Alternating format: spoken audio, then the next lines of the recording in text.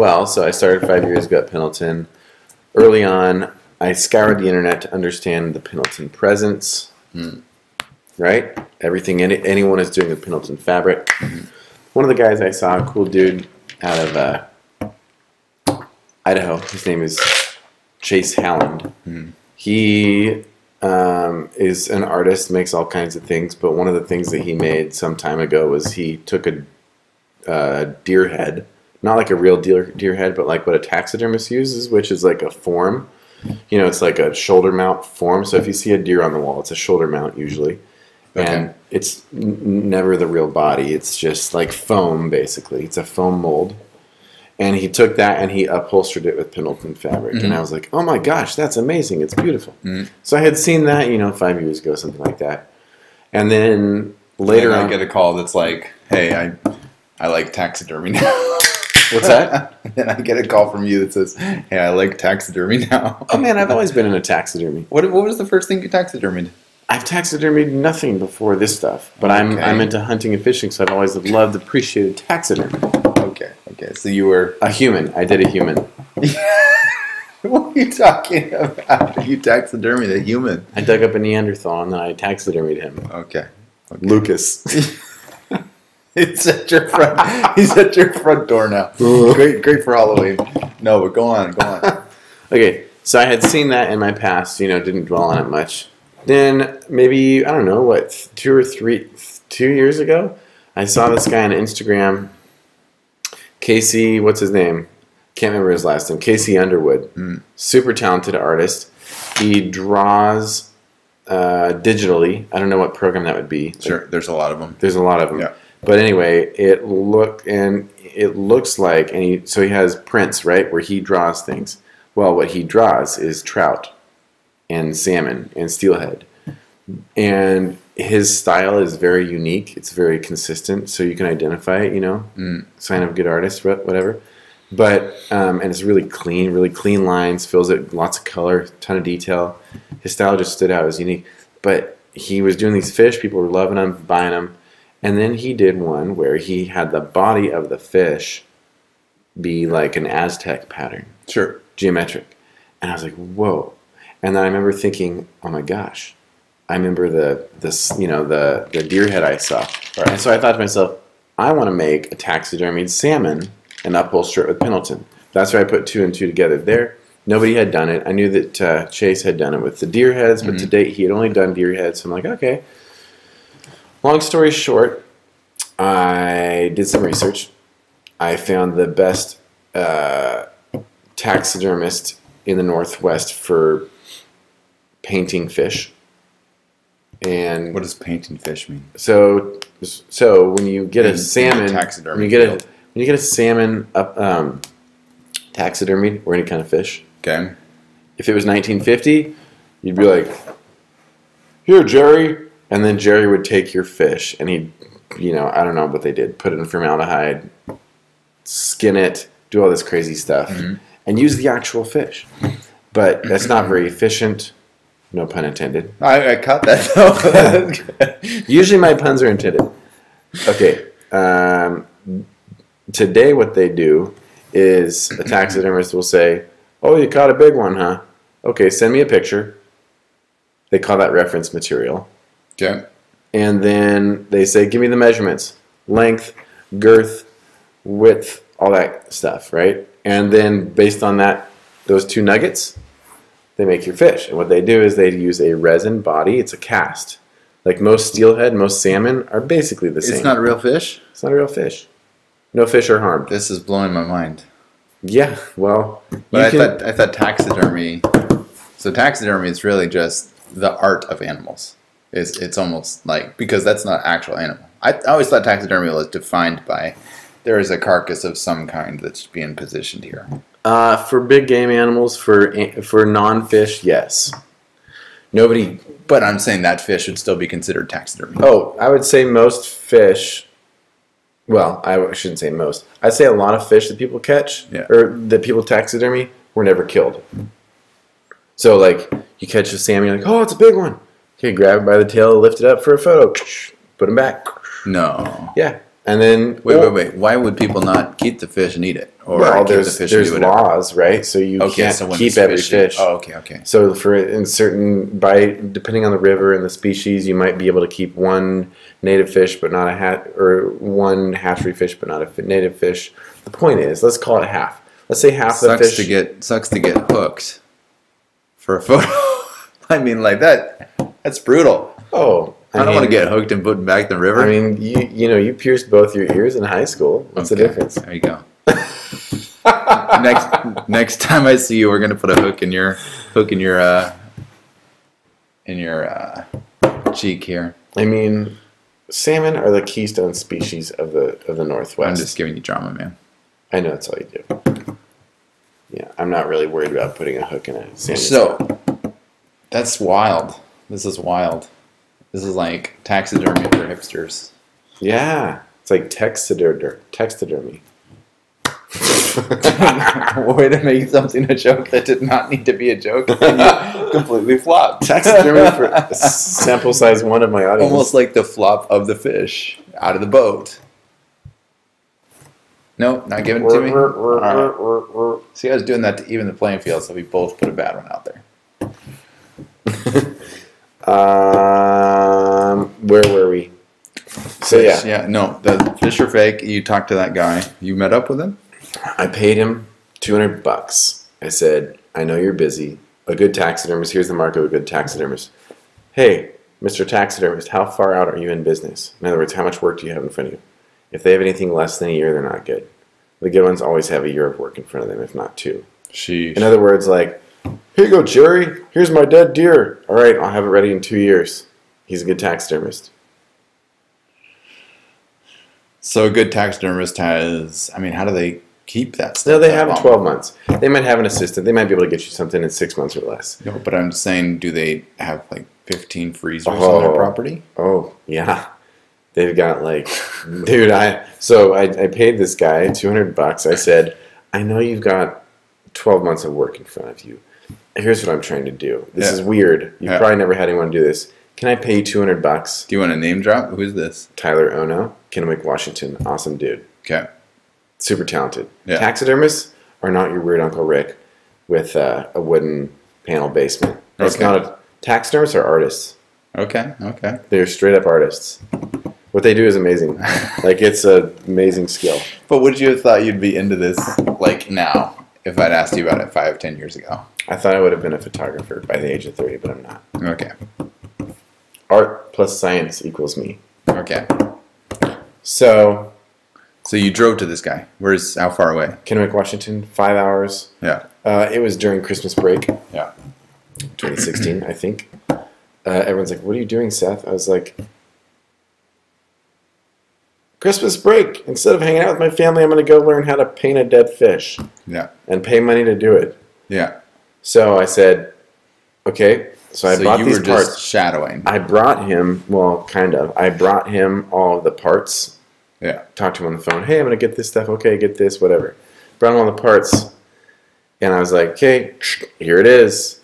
And teach me your ways. I'm going to learn whatever I can in a day. We've got a whole day. I paid for a day. Let's do it. Wait. You took the whole vacation off for a day? No. I was off for what, 10, 11 days? I'm saying I took one of those days. Oh, okay. Yeah. That was misleading. So, he taught me. I watched him, and he goes, you got the wrong head. Are you kidding? And he's like, but then I brought the wrong pieces. Wait, what did you bring? You said you brought stuff. I brought, like, a body that was made for head A2, but I got head A1, and I brought fins that Are these things that you shot? Like, what are you talking about? No. I went to a taxidermy supply company and bought the foam body. Whoa. Back up. What's a taxidermy supply company? Taxidermy. Taxidermists have to buy from a taxidermy supply company. Are there some of these in Portland? There's like 5 in the country. One of them happens to be in Lebanon, Oregon, like just down I-5. And what's the supply? Is it glue and bones? Dude, it's amazing. You walk in there, you would have no idea. Lebanon, Oregon, there's nothing going on there. They've got like a seed company, and they've got like, they sell hay, and then they have a taxidermy supply company, which is an unusually large building but you can't tell when you walk in. You think it's small. What'd you buy there? You walk in, and there are foam mounts of hippopotamuses, elephants, deer, varmints, mice, alligators, any kind of animal in the world. Because taxidermists, so like the hunters will go to Africa and shoot a lion. Yeah. And then they need a taxidermist in Portland if they're from Portland. Yeah. To make it. So the whole point is that they're skinning, for example, a lion. They skin the lion and bring back the skin of the lion and then put it on this styrofoam mount. So the taxidermy supply company makes body mounts. Right? So you're right. So if you kill a lion in Africa or a deer in Oregon or a bighorn sheep in Montana, what you bring home is the actual head and the cape, which is the skin. And then you give it to a taxidermist and you say, go for it, Jerry. And he's like, okay, it'll be 1 year and $600. Yeah. And he pulls out all the stuff. And what he does is he cures the skin, treats it so it doesn't stink. Styrofoam or what is it? And it's various things, but it's basically like a really hard styrofoam. Oh, okay. So he'll be like, okay, which... But not like a plaster. It's not like super heavy. Some of them are. Oh, okay. It just depends on the animal, man. Like the fish, like salmon and steelhead are heavy. Sure. But like, I'm thinking of, I don't know, like a ram, like the Cabela's. You know, you've been in Cabela's. They're big setup with everything. Oh. Like one of those big rams. That's Yeah. probably as big as this. No, it'd be a foam. It'd be a foam that's really hard. Is that something that you could lift up? Could you lift up one of those rams? Okay. I mean, I could, but... Oh, nice. Yes. I'll give it to you. Okay, so... but anyway, yeah, it's just... When do you ever walk into a place and you literally... It's like Noah's Ark. You walk in there and you see every animal, but it's styrofoam. You're like, this is so weird and cool. If Portland hipsters knew about this, they'd be all about it. And so these are all blank canvases too. It's not like there's any details. They're just kind of almost like silhouettes, but they're just like white styrofoam things. They're yellow. It's like a yellow. Okay, but yeah, but there's no details really. It's just very raw. No, there's details. Yeah, there's all the muscle details. Oh, because imagine so it looks like a muscular. Yeah, it's literally a carbon copy of what an actual body of whatever species would be like, even down to the everything. Because so what if they've got the human? Watch out for the guy that goes in there and buys the human one and says, "I need this for a project I'm working on." I guess. Wait, why are you looking at me like that? I'm just reminded. I asked this taxidermist, what's the weirdest thing you've been asked to taxidermy? He said some guy wanted me to taxidermy his grandma. Did he do it? He offered him a large sum of money and he didn't do it. It's illegal and not cool. And plus, is it illegal? It's illegal. I mean, like, that's illegal. Where does I don't know the law, but I mean, like, okay, so I mean, some people are like, they keep the casket in the home. You know what I'm talking about? That's morbid. No, I don't actually. I mean, an urn. Yeah, no, I mean, like, they'll keep the casket in the home for like a day or two. Oh, and you've never heard of this? I forget what group of people it is, but something. I don't know if it's religious or group of people or whatever it is. I was actually watching the Dark Tourist show on Netflix. Okay. He went to another country and they actually full on like live with their dead relative for like decades, I think. Yeah. What? Yeah, they like party with them for their birthday and like live with them. Sick. But they don't make it sick. They make it like a celebration of their life. Like, is this in real life? Yeah. Like the person is like with a casket? No, like open. Like they're just there like pruny. In formaldehyde? No. Just out there. Just for the days after? No. Like for years. Pruny? Yeah, and their whole point is mummify. I don't. Yeah, it looks natural mummified. Deterioration. I couldn't tell you. I guess you're right. Maybe mummification of some kind. Maybe, I'm sure they do something. You'll have to check it out. Okay, no. Yeah. Not interested. It's pretty interesting. Anyway, the whole point is their culture is very much about celebrating life. So their whole point is like, even though you died, you didn't really die. And then they give the person something like, I don't know, maybe it's just a year, or maybe it's 10 years or whatever it may be. And then they let them pass on or something. And there was another one where they actually will, and maybe it was the same episode, I can't quite recall, but they'll even bury the person and then they'll like dig them up for their birthday or something. That and is put them back freaking down weird, and then bring them back out. That's just weird. Don't worry, I'm not going to do that to you. It's no judgment, but it's just weird. Okay, so you asked the bro about the weird stuff. He gave you an answer that's really weird about the grandma. You were at the store. You bought what? Yeah, so I bought a foam body. I said, hey, First guys. off, why did he let you buy the wrong equipment? Doesn't he know? Isn't he a taxidermist? He didn't give me that much time on the phone. He's like, yeah, bring some parts and I'll help you out. No, not the guy on the phone. The guy selling you the stuff. Oh, it was maybe a younger guy who hadn't worked there forever. Okay. It was literally Johnny in the back. Oh, okay. You know? Okay. He's like, oh, because I was like, hey, I need a 50. I said I need, what, a 48-inch Chinook salmon. He's like, okay, we got this one, that one, and that one. I was like, I want that one. You know, one of its head turned that way. Oh, good. He's like, okay, I need That's SA a good choice. 345. The fans, I need SA 242. He runs back. So the he book gets was them. wrong. No, he just maybe got a couple, I don't know, it wasn't perfect. We need to track this down. And also I got a factory second body mold. That was a big part of it. Anyway, bottom line, I brought not the ideal pieces to the game, right? To the taxidermist in Washington. But he made it work. But what was cool about that was I got to see, you know, like the best musicians like Jack White, he can like make a guitar out of like this and this. Like, you know what I mean? Well, I mean, No, I literally. What's one of their most famous songs? It's just, oh my gosh, the dogs. So But it's just that drum. Boom. Yeah, boom, boom, boom. So I saw this. I I saw this guy stressed for a minute. You know, he's like, "Whoa." I was like, sorry, bro. And then, but I saw him like have to cut up the head and open it and then reform it to fit it onto the thing and do these things. He, you know. So I was just like, okay, a young green taxidermist knows how to put pieces together, Right. But a young old guy can literally make anything happen. Reform and stuff. So that was cool. So even though they're working a year out and stuff, it sounds like they work fast. I mean, yeah, dude, when I was on the phone with this guy, his phone, or when I was in person, his phone was blowing up. No, but I mean, it sounds like when you were in person, like he was doing what you would think, according to that timeline, would take him a week to do, but he was doing it in like 10 minutes or an hour. Or Yes, something. that's just it. Like, But I get it. He's a craftsman. the he's fish, focused for on his example, craft. if he just straight did the fish, I don't know, he could probably do the whole thing in like 8 hours. Right. The whole thing. Right. But when I bring him a fish, he's got a queue of people in front of him. Sure. Yeah. And also he's got some vacation. Yeah, Even though they don't take vacation. He works like 60 hours a week. But he had just got, get this, he had just Does got. he vacation with an animal He hunts. that he just did? Yeah. He hunts. I mean, come on. He makes the bear, rides with the bear on the He's got a airplane. family. He's got a family. Go ahead.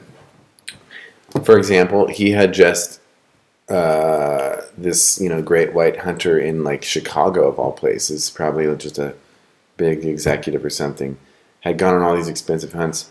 He had just killed the final ram in the North American Grand Slam. There's 4 types of sheep in America: bighorn sheep, desert sheep, I don't know, whatever, California bighorns. And he had shot the 4th, the final one. He'd been saving all the mounts. Well, he called him up and he said, okay, I want you to come build me a mountain in my house and mount all the sheep on them. So he went there and he told me, like, I think that it was like the size of this room or bigger. It was like a Cabela's setup. Yeah. He literally built the rocks. So he flew down there on short notice for several weeks, built the mountain, sprayed it to make it look real. Yeah. Built the plants, Yeah. all of it. Artist man. And then mounted the sheep, put them up there, and they're like, Well, that Cabela's setup is crazy elaborate. Yeah. It's crazy elaborate. It's big money. It's cool. One thing you told me that was interesting is that you can't just buy the skull or buy the head. By the head? You said something about whenever Yeah. you do the work, somebody's got to send it to you. The head of the cow? Yeah. Well, no, I mean, like, so an elk. I would have to send you the elk head for you to do the taxidermy on. Not necessarily. You were saying you couldn't buy it. Oh, you cannot buy game parts. So what like an what is elk, a game part? like a game animal, like wild game. So like a deer. Every state in the United States defines what is a game animal. So like in Oregon, deer, elk, bighorn sheep, turkeys are game, ducks are game. Like those are game animals. So you cannot buy or sell game parts without certain permits. The reason they do that is because they want to prevent poaching. People killing multiple deer to then Just legally sell antlers. Okay, yeah, this is What happens with elephants. the rhino, horn. Exactly. So okay, that makes sense. So if somebody, but how do you verify that it's not a poached product? well, Or is that impossible? I don't really. I've done a few. So I've done like an elk. Because I mean, it's not. But like it was when a you fake shoot elk. it's not like when you shoot the elk in the forest that the elk will give you a certification that says I'm legit. Never know. That's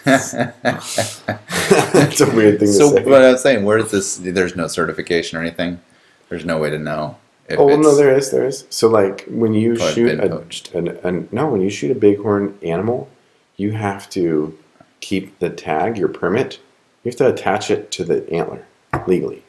Really, Like I shot a deer 2 weeks and ago. it has to stay there. I shot a deer 2 weeks ago, and I brought the whole deer to the butcher. And before he accepted it, I had to hand him my tag to prove and verify. Taxidermy is the same way. But what if your tag was used for like a lot of different animals? That I guess that's the whole point. Is that was the can't know butcher everything. checking? The butcher wasn't checking. Checking anything. what? He just making sure that your tag was a real tag. Yeah, he has to look at it, make sure it's you, make sure it's a real tag, make sure that it's the right species. So he looks it up in a computer system, or he just No, you can tell. it like a you can signature? tell. Like all the organ tags look the same. So an organ butcher would know what an organ tag looks like. But who's to say that you didn't just shoot 1,000 animals? I mean, who's to know that you didn't just go kill people right now? Well, what I'm getting at is I'm just trying to track down where the gaps in the system are. Just curious. So the whole point is there's nothing that's like he's not checking a box in some computer system that said Seth has killed 10 of these size animals or 80 of these size animals. Or I mean, a butcher. you know what I mean? I'm just saying somebody could easily still bring the tag, still show that they're a tagged animal, but have killed more. yeah, that's all I'm getting at. Yeah, they don't walk out to your truck to say, So- now let me confirm you don't have a second one. But how do they? What's the whole point of these rules if they can't be enforced, right? Because they say what if it's turkey season, for example? How many turkeys can you shoot? 1 per day in Oregon. Okay, so how do they confirm that you're not doing more? Nobody brings a turkey to a butcher. If they do, they shouldn't be turkey hunting. Forget that part of it. I'm just saying, who's checking that they're not shooting more than that number? Well, there's a game warden. The game wardens are assigned per county. Washington County, here where we live, has like 2 game wardens. So there's That's people not a that lot are to- maybe camped out in certain areas. They kind of watch how many turkeys you're walking out with or something. Or if you got a whole production going on. Yeah, but in Washington County, if there's 2 game wardens, that's a huge county. There's 2 game wardens. They can only see so much. And yes, they troll. They patrol. Not troll. They patrol. But they do troll. They're trolling during their patrol. Okay. Well, no, if you posted on Instagram a picture of you with, I killed 3 turkeys today, they're going to find out. Oh, okay. Okay. So they're up on social media to a degree. Yeah. Interesting. I can't At least verify. you've heard stories. Well, you'd be dumb to be posting pictures of a poached animal or of any illegal activity online. Sure. That Today. makes sense. Okay. You know what I'm saying? I do. It's just very interesting. I guess you can't. There's not a good way to regulate all that very well. Yeah. But anyway, back to the fish, right? So yeah, he taught me, spent a day with me, taught me how to paint fish, whatever. Now, why did you do fish? Because remember, I had that idea. I want to make a salmon. I know, but why didn't you do the deer head? You saw that dude's. Well, deer because that's head. what he does. I don't want to do the same thing. Oh, okay. But you're open to deer heads in the future, though. No, I'm not going to do a shoulder mount deer head just like he does. Oh, okay. That's his thing. Oh, okay. It's art. It's not me competing on spoons versus his spoons. There's art, so there's some level of... So your fork. So I learned how to make the fish, how to assemble it, how to paint it. I took it home. I finished it. Because you knew enough now to finish it. Yep. Sold it. and my first piece was done. And it was the first piece of its kind in the world. So you sold a styrofoam fish with a Pendleton blanket on it? No. No. I sold a taxidermied Chinook salmon upholstered in Pendleton fabric. That was not an actual fish. There was no life to it ever. Okay. There was life to the sheep that had the wool. That was on the fabric. But not the fish. No fish were harmed. Who'd you sell it to? How'd you stir up? A friend. How'd you stir up some stuff to say, hey, buy this? I didn't say, hey, buy this. I don't even know. I think I posted it. Posted on Instagram and Facebook. And a family friend bought it for her husband for Father's Day. Oh, okay. And then Outdoor Project, which is a website, amazing brand here in Portland, did a Father's Day gift guide and featured it as their lead. And I got a ton of press from that. That's wild. It was kind of cool. Yeah. That sounds like a really awful gift guide, though. Because like, the whole point of gift guides is that it's like that impulse buy that you can be right. Oh, Father's Day's coming up. Shit. Like, I need this, like, in a couple days. So there was only one. Yeah. I'm like, I'll have it for next Father's Day. Exactly. Oh, you didn't realize that was a pre-order? Sorry, I don't do refunds, actually. Oh, my God. Yeah, that was product number one. So that was like a good start. I get that it's unique. I think it's fun on the unique side. As far as like... Well, it was a gift guide, so it was one of 10 things they showed. I'm over this gift guide. I think it was misleading. Because a gift, come on, a gift guide is not a, like, here's an intent for next year. That's more of like a reservation guide. No, it was a gift guide, and it was a limited edition. Limited to one that was already sold. No, yeah. That's extremely limited edition. It's just like a whiff of product. Hey, okay, moving on. It was good press, though. Yes, no, that's amazing. That's amazing. So you got people contacting you. Oh, I got a ton of inquiries from that. Okay, and you wrote people back your pricing. So here's how much it costs. Yep, yeah, I did. I think I started out, charging by the inch. That's what taxidermists do. The square inch. Nope. No. Inch. Tip of the nose, into the tail. Okay. 45-inch salmon times whatever I charged. I think the first one was $1,000. Okay.